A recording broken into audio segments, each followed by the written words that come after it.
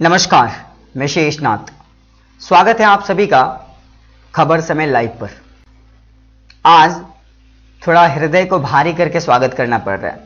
बात ही कुछ ऐसी है, मुद्दा ही कुछ ऐसा है। पूर्व राष्ट्रपति भारत रत्न प्रणब मुखर्जी आज हमसे दूर चले गए। उनके पुत्र अभिजीत मुखर्जी ने ट्वीट कर उनके देहांत की सूचना दी।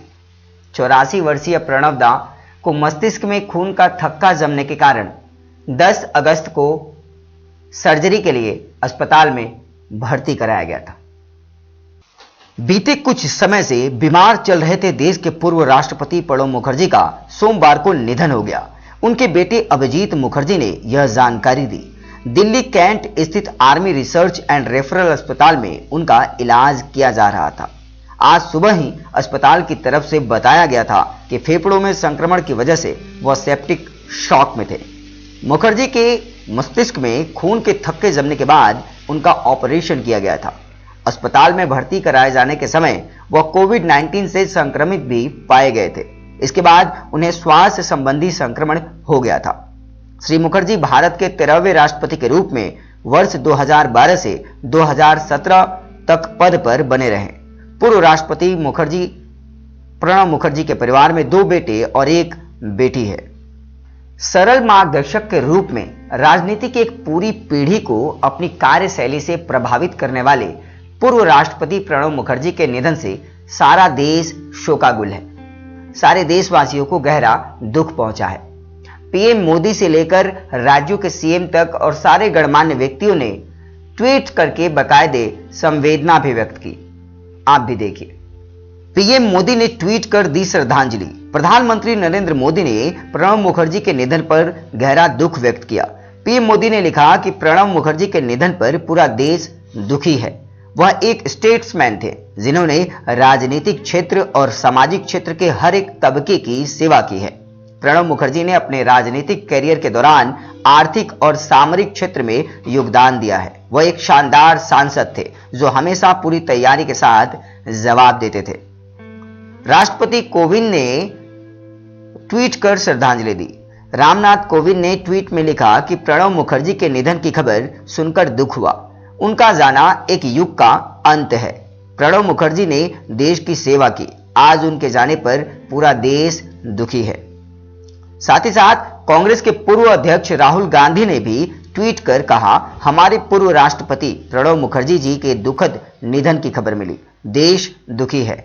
मैं भी बहुत दुखी हूं। मैं उन्हें श्रद्धांजलि अर्पित करने में खुद को देश के साथ जोड़ता हूं। उनके परिवार और मित्रों के प्रति मेरी गहरी संवेदना है।